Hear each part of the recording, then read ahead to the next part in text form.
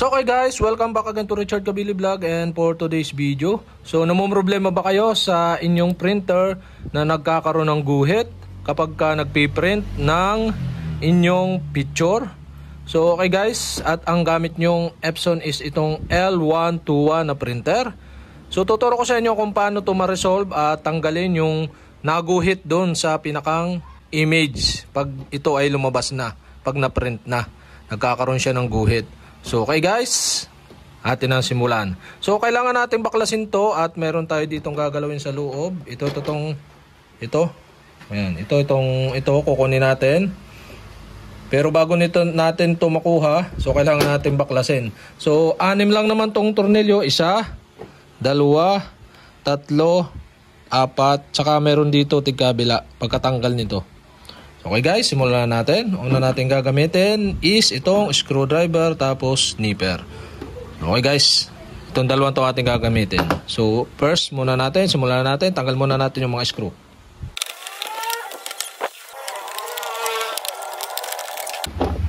So okay guys, ito after nyo tanggalin tong cover na to, so tanggalin muna natin itong mga cover ng ink.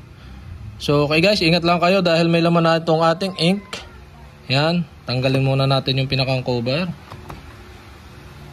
Yan, lagay natin dito. Yan.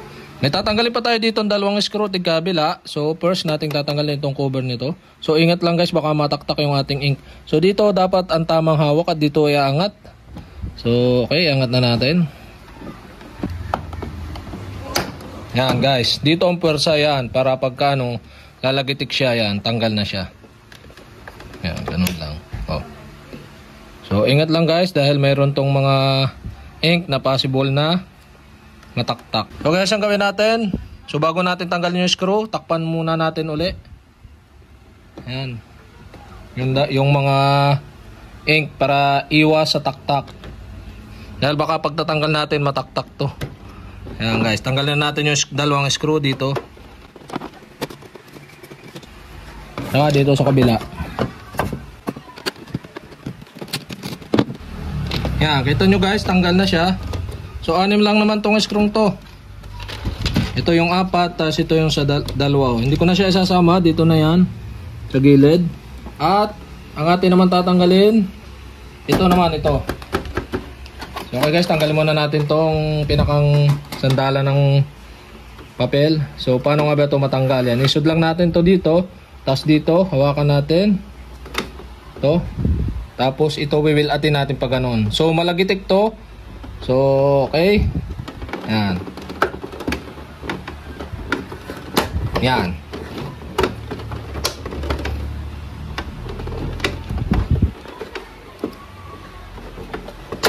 Yan. Kung malagitik to, akala nyo masisira pero okay lang yan guys. Yan, tanggal na natin. Yan. So, tanggal na yung pinakang cover, oh. Okay, natanggal na natin yung cover at dito naman tayo pupokus. Dito yan. So ito, yan, kita nyo meron ditong mga yung tawag doon yung gear dito, yun, yung nakintab na yun. Tapos ito, tapos dito, tsaka doon, 4 yan. So tatanggalin natin yun. Tapos may kukuskusin tayo dito. So ano nating tatanggalin? Ito to. Dito, pagkatanggal nyo ng cover, 2 tornilyo, tanggalin nyo muna. So kung ano yung tinanggal yung tornilyo, yun din ang kakabit nyo. Okay guys, lagay muna natin dito. 2 tornilyo lang yan guys. Yan. Ito yung isa. Yan, nalaglag na nga doon sa loob. Yun, ito siya, ito. So ingat lang, baka pumasok doon sa loob, mag-cause ng pumunta doon sa mga gear, yung pinakang tornilyo yan.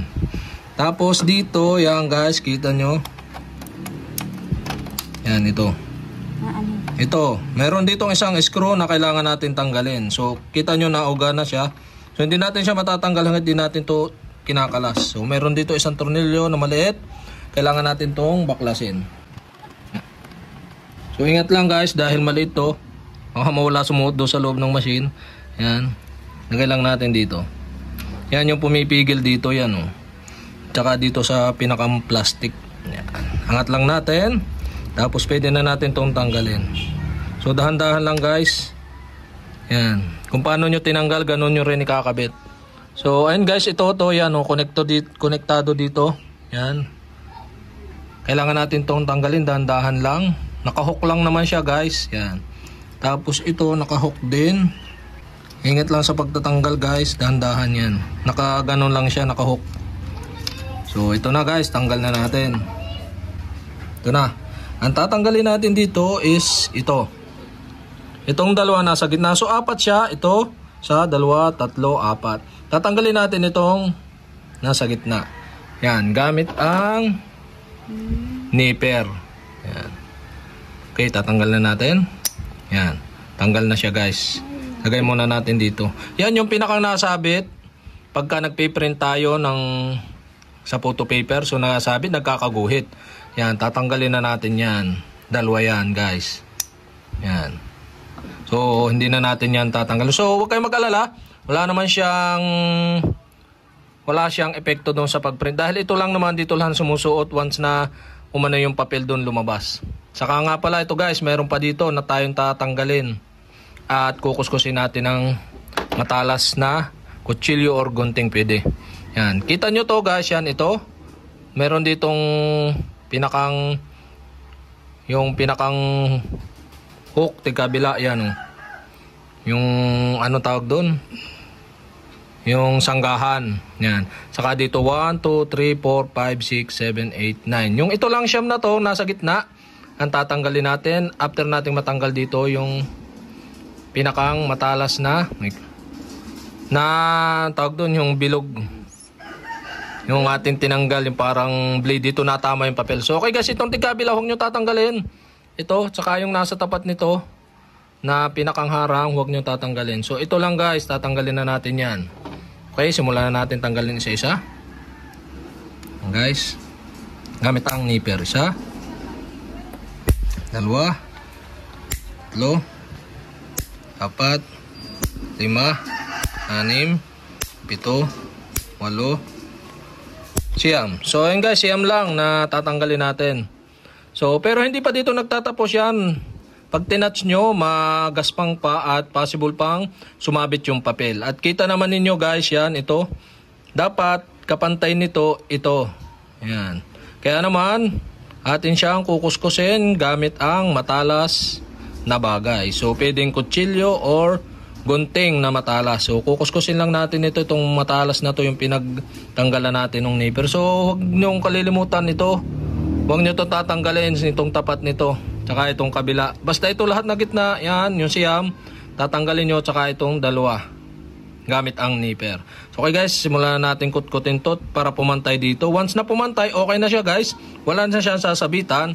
At maganda na yung ating print. Wala na siyang guhit na nakikita pagka-print natin ng ating photo paper. So okay guys, simulan natin kutkutin ito. Pag ganun, hanggang dito lang.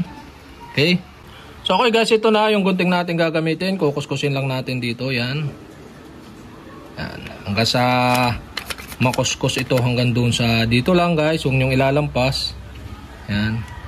Kuskusin lang natin itong gunting.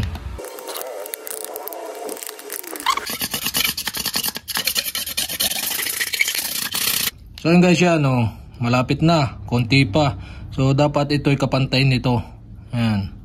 Dito yan. Kaya ginawa natin, kinuskus natin ng kinuskus. So lagyan nga pala ninyo dito ng tape para suporta dito, para hindi pag once na mapasobra yung inyong hindi basta-basta madadali ito. Tsaka ito. Okay? Atin na uling kuskusin. So ayun guys, ayan na nga, tapos na natin siyang kuskusin. Yan.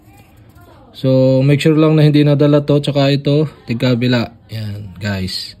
At kung paano nyo kinalas, ganun nyo rin ikakabit. So okay guys, ikabit na natin. At after nating ikabit, so try nating mag-print kung wala na bang guhit do sa ating print.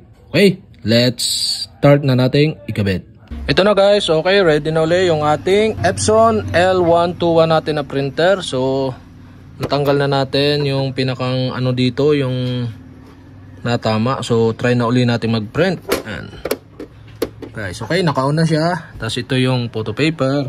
Tapos dito naman tayo sa computer. So iseset nyo siya sa properties ng A4 Tapos set natin ang Epson Premium Glossy. Yan, tapos standard.